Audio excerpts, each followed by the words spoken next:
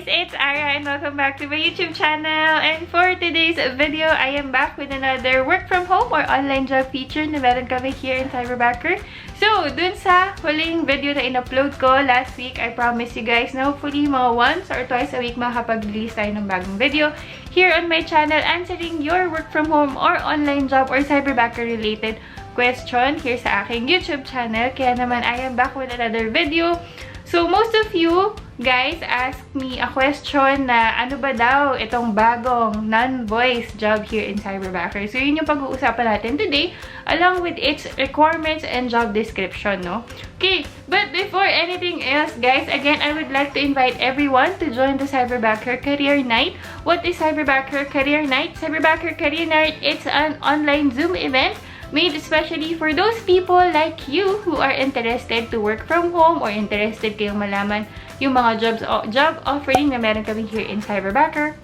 If you have questions, you can attend that event. Again, the Cyberbacker Career Night, it's open to everyone po, no? Kahit sino pwede umattend, kahit umattend ka pa ulit-ulit, okay lang din. Cyberbacker Career Night happens every week, Tuesdays and Thursdays, 9 PM to 10 PM Manila time. So, if you are interested to join the Cyberbacker Career Night, meet the rest of our recruitment team, and also meet Maria, our Career Night presenter, all you have to do is to scroll down dun sa aking description box sa baba, and nandun po yung aming registration link para sa Career Night. Alright? So, see you guys there. So, let's proceed. Ano na nga ba itong job na tinatanong nyo sa akin, ano? So, let's talk about Cyberbacker Cyber Secret Shopper. So, itong job po na to, nirelease lang po namin siya, I think, last week. And then, I've also featured it on my video last week. So, if you want to know more about the current, urgent, popular jobs that we have here in Cyberbacker, both voice and non-voice, please check out my previous YouTube video na ilalagay ko rin po sa description box sa baba. Okay? Ayan. So, let's proceed. Ano nga ba itong Cyberbacker Secret Shopper? Okay? Lagay natin yung poster dito. Charan! Yan. Okay. So, si Cyberbacker Secret Shopper, the job description, I will read it out. Number 1 is to pose as an applicant while assessing the service level provided by the company. Number 2, audit the division of the processes if they follow standards. Number 3, remain discreet while posing as an applicant. And number 4, completing and submitting a written report detailing the experience after each application interview. Ayan, so medyo explain natin siya further, no? So, si Cyberbacker Secret Shopper, if you're familiar with the word Secret Shopper, diba? It's one of the popular jobs na hindi talaga natin masyadong ina-advertise here in the Philippines. But in the US, sobrang popular niya, no? Kapag Secret Shopper ka, ikaw yung mag-check sa mga competitor nyo, pupunta ka sa mga stores, you will order, you will try out their services. So, it's the same concept dito sa ating new job na Cyberbacker Secret Shopper, no?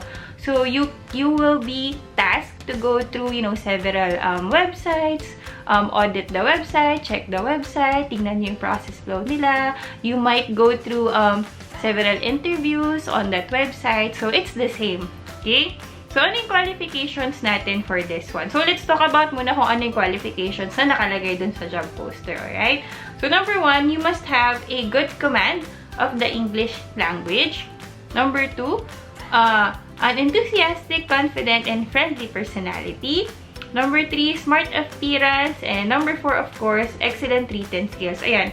So, let's go naman dun sa ano ba yung mga requirements sa Cyberbacker talaga. Ano? Kasi, of course, here in Cyberbacker, we do have company standard requirements. So, ito yung lagi kong sinasabi sa inyo sa aking mga videos. So, let's talk about more of those kasi alam ko marami kayong question about it. Okay, so number 1 general technical requirements is, of course, your computer. You need to have your personal computer, may it be a PC, a desktop, or a laptop, na meron kang at least Windows 10. Okay, Windows 10, RAM of at least 4 GB with 360 GB hard disk drive. Okay, so the things that I am discussing right now, I will also put them on the description box sa baba para naman mas maintindihan nyo siya at saka mas mabalikan nyo. Okay, next, let's go to the standard company headset, no? So, again, this job that what we are talking about right now, it's non-voice. But of course, here in Cyberbacker, we do have a lot of meetings and it's a must for everyone. Even though na non-voice yung job position nyo or non-voice yung job position na applyan nyo, it's a must for you to have a noise-canceling headset. So, a lot of you are asking me sa mga videos ko, what headset I use, no? So, I use the Logitech H340. So, this is what I use. Actually, upgrade na nga to. Before, lower version pa ng Logitech yung gamit ko. Pero, I always use Logitech kasi matibay siya. As in, kahit ilang beses ko nang nabagsak to, ilang beses na nahila ng anak ko, yung mga wires, hindi pa rin siya nasisira, no? Again, it's also affordable. So, this one, I think, I got it for $9.99 in Lazada. Naka-sale pa yon. So, if you have vouchers, ayun ko, nag-aantay kayo ng mga sale every month. It's best to check out this brand. So, disclaimer lang guys, this video is not sponsored by Logitech. Favorite ko lang talaga yung brand nila. Okay, so this one, if you're curious about this also, this is plug and play lang. So, it works with my Mac and also yung mga other PC na pwede nyong gamitin or meron kayo, it's acceptable. Okay? So, paano naman po yung mga walang noise-canceling headset? Diba? I always suggest you na if you really want to proceed na with your initial interview right after you filled out the application form sa aming website, may nakalagay doon sa baba, proceed to your initial interview, which I highly recommend, guys. Kasi mas better for you to proceed to the interview right away versus naantayin nyo pa na sasabihan kayo na ito yung schedule nyo, ito yung date and time na pwede kayong pumasok because, guys, thousands of people are applying here in Cyberbacker, no? So, medyo matatagalan lang at may delay ng konti for us to give you your schedule. Whereas, kapag naandun ka na, clinic mo na yung proceed to the interview, you will be redirected to a Zoom room and all you have to do really there is wait. Okay, so what if nga wala kayong noise-canceling headset? You can use a regular earphones, like this one, na meron lang mic. So, ako, ito. It's an old iPhone earphones na meron lang mic. You can use any brand that you have. So long as decent naman siya, gumagana, wala siyang yung parang mga gargling na tunog, it's fine. You can use that during your initial interview. It's okay. Okay? So, what if po nakapasa na kayo sa initial interview, you also passed your exams, and now you are invited to have your final interview. I suggest, guys, invest na kayo sa noise-canceling headset. Okay? Okay lang kahit yung mga noise-canceling headset nyo is just for beginners. It's fine. So long as we can see that you are really committed, no? Na you are really prepared for the interview, that you really let us know that you want this job 100%. Okay? Hindi lang naman sa Cyberbacker required ito. Ako talaga personally, I recommend you guys investing on your equipment, computer, or anything na kailangan nyo para sa mga gusto mag-work from home and para sa mga gusto magkaroon ng online job. Okay, ayan. So, investment nyo rin siya sa sarili nyo.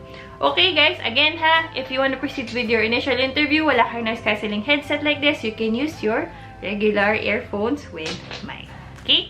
So, next naman natin is yung web camera nyo. So, ako, personally, wala akong external web camera. I just use my internal web camera here on my Mac.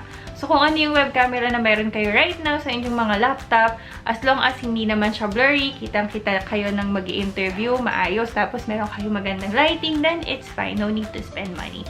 But, of course, if you want to impress your interviewers, and again, if you want to invest on your equipment, since gusto nyo nga seryosohin yung pag-work from home or online job, I do suggest you guys to check out external web camera. So, check na lang kayo sa Lazada or sa Shopee. Marami namang ibang options dyan na affordable. Alright? There. And another is yung, of course, yung internet speed nyo. So, here in Cyberbacker, you are required to have at least 5 Mbps internet speed. Okay? So, what if wala kayong 5 Mbps? Let's say 3 Mbps or pababa lang yung internet na meron kayo. It's fine. You can still apply. Again, if you are lucky, you know, to be onboarded here in Cyberbacker, that's the time for you to upgrade your internet. Okay? So, from 3, gagawin mo na siyang 5 or more. Alright? So, I hope that is clear. So, we also have questions here na open ba to for part-time? Ano ba yung schedule nito? So, this job position, it's for graveyard po. Okay po? This is for graveyard and also this is a full-time job position. Again, here in Cyberbacker, we do not look at your experience. Kung may BPO ka or BPO experience, everyone else can apply. Even students can apply and even undergrads can apply. So, I hope that is clear. If you have any other questions, yung mga comments nyo or mini-message sa akin lagi sa Facebook, sa TikTok, please comment them down below and I will try my best to answer that question on my next YouTube video. And also, if meron pa kayong ibang jobs na request na gusto nyo gawin ko ng video, comment them down below. Alright, so that's it, you guys. Again, if you want me to refer you here in Cyberbacker and be one of my referrals, I am putting down my referral application link doon sa aking description box sa baba. And also, you might want to check out this step-by-step application guide video that I've made before. Sobrang dami na po yung views niya, 160,000 na. And marami na po ako natulungan makapasa here in Cyberbacker.